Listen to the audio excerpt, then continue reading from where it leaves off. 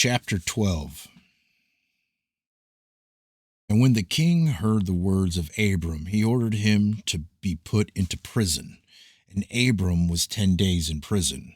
And at the end of those days the king ordered that all the king's princes and governors of different provinces and the sages should come before him.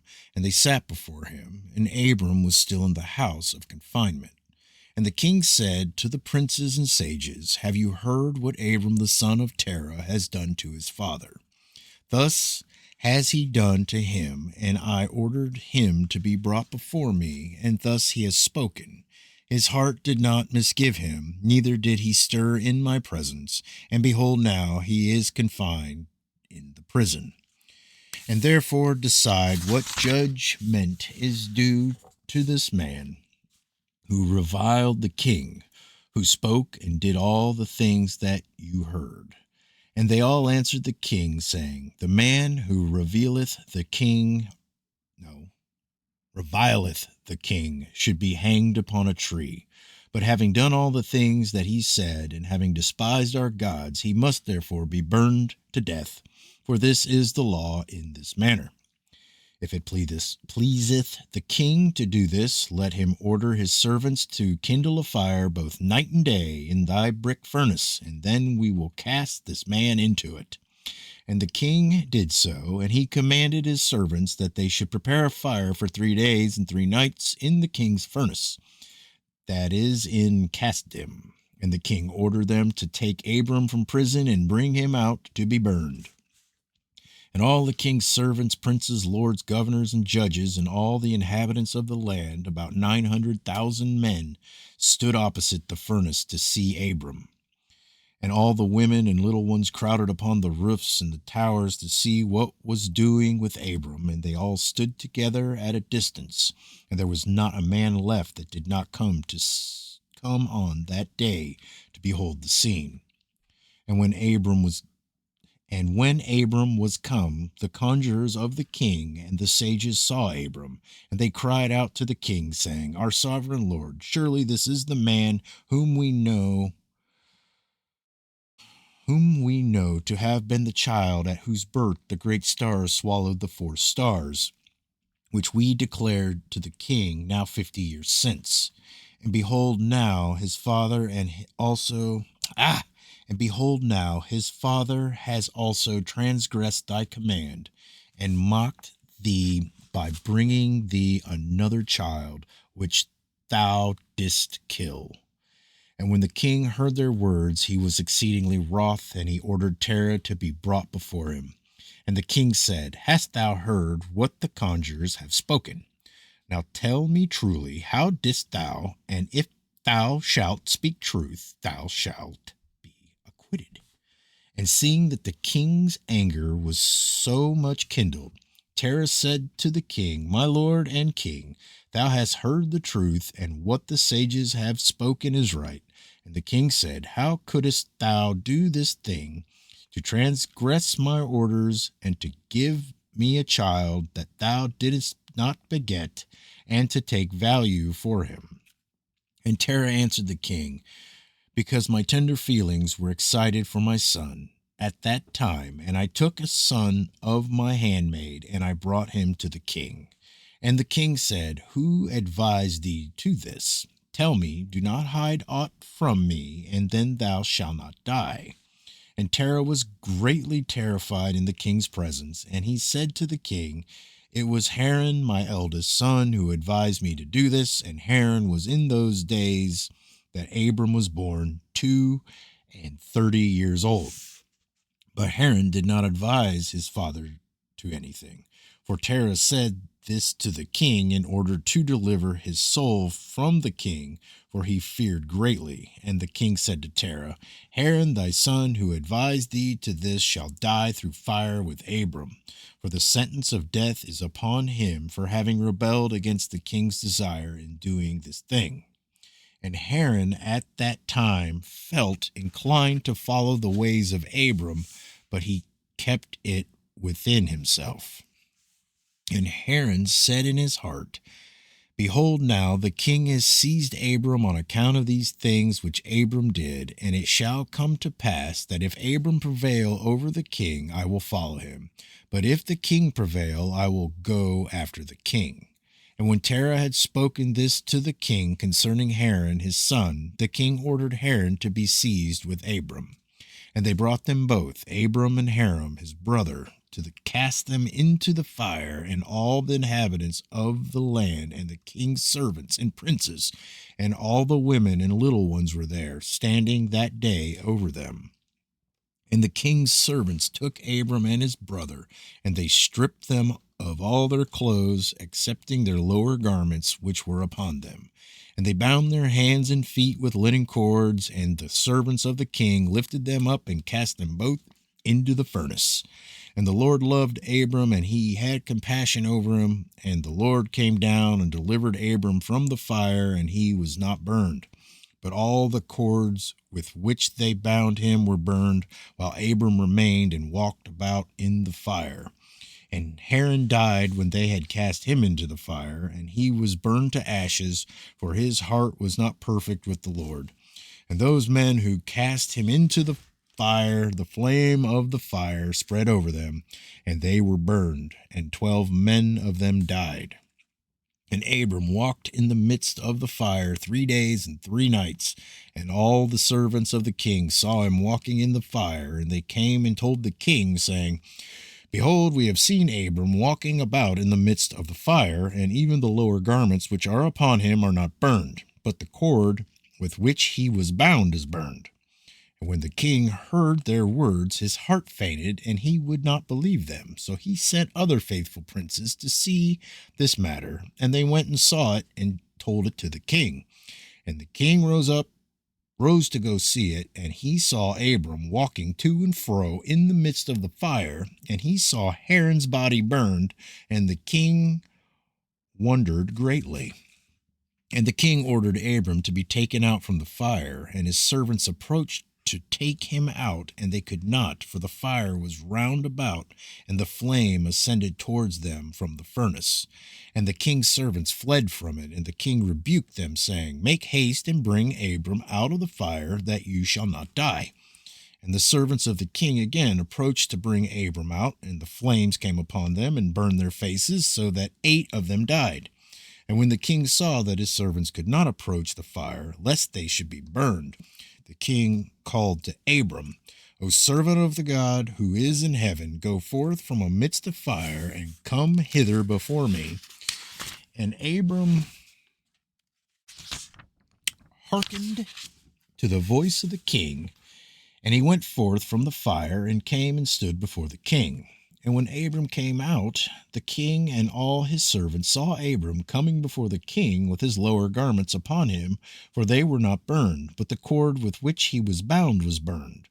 And the king said to Abram, How is it that thou wast not burned in the fire? And Abram said to the king, The God of heaven and earth, in whom I trust, and who has all in his power, he delivered me from the fire into which thou didst cast me. And Haran, the brother of Abram, was burned to ashes, and they sought for his body, and they found it consumed. And Haran was 82 years old when he died in the fire of Kasdim. And the king, princes, and inhabitants of the land, seeing that Abram was delivered from the fire, they came and bowed down to Abram.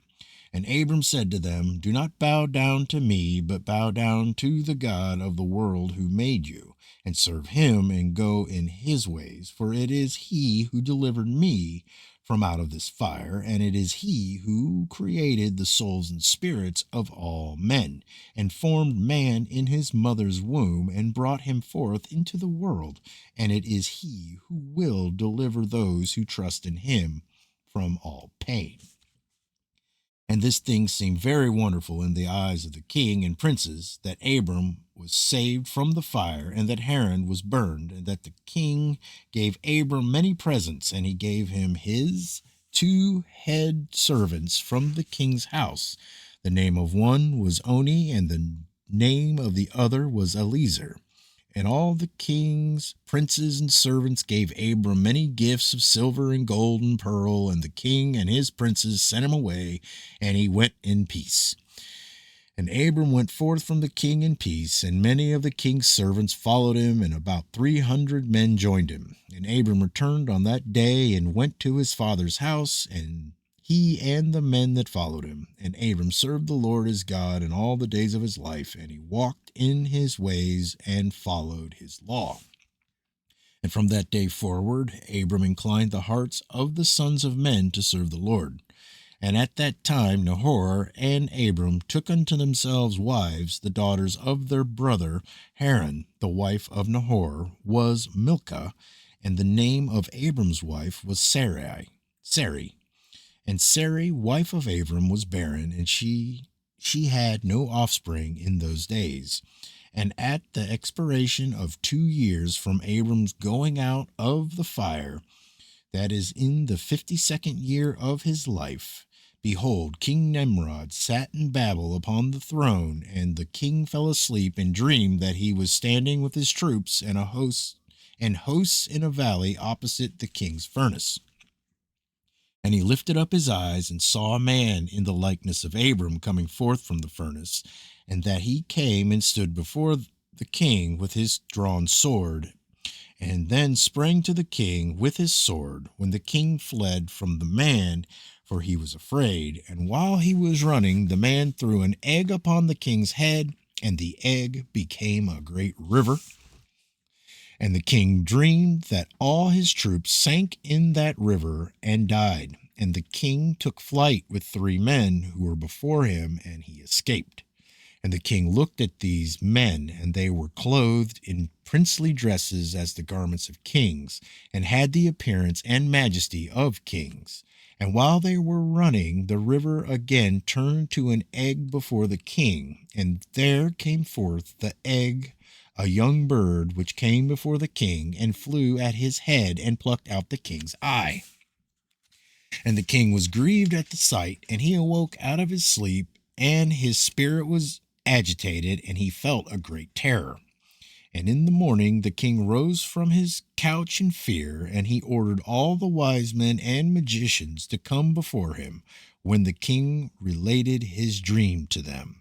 And a wise servant of the king, whose name was Anaki, answered the king, saying, "This is nothing else but the evil of Abram and bad ice cream." Just kidding. This is nothing else but the evil of Abram and his seed, which will spring up against my lord and the king in the later days. And behold, the day will come when Abram and his seed and the children of his household will war with my king, and they will smite all the king's hosts and his troops.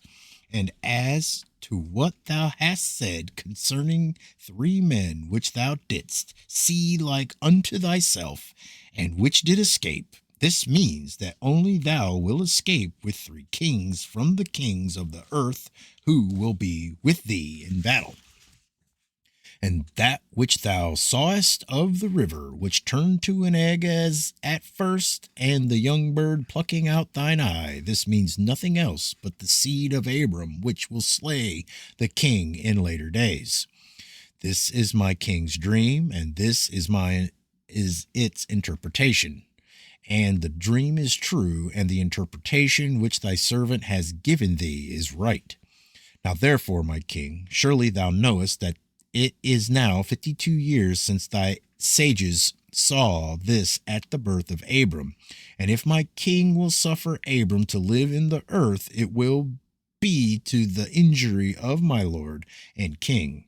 For all the days that Abram liveth, near thou nor thy kingdom will be established. For this was known formerly at his birth, and And why will not my king slay him, that his evil may be kept from thee in later days? And Nimrod hearkened to the voice of Anuki, and he sent some of his servants in secret to go and seize Abram, and bring him before the king to suffer death. And Eliezer, Abram's servant, whom the king had given him, was at that time in the presence of the king, and he heard what Anuki had advised the king, and what the king had said to cause Abram's death. And Eliezer said to Abram, Hasten, rise up and save thy soul, that thou mayest not die through the hands of the king. For thus did he see in a dream concerning thee, and thus did Anuki interpret it, and thus also did Anuki advise the king concerning thee. And Abram hearkened to the voice of Eliezer, and Abram hastened and ran for safety to the house of Noah and his son Shem, and he concealed himself there and found a place of safety. And the king's servants came to Abram's house to seek him, but they could not find him. And they searched throughout the country, and he was not found. And they went and searched in every direction, and he was not to be met with. And when the king's servants could not find Abram, they returned to the king. But the king's anger against Abram was stilled, as they did not find him. And the king drove from his mind this matter concerning Abram.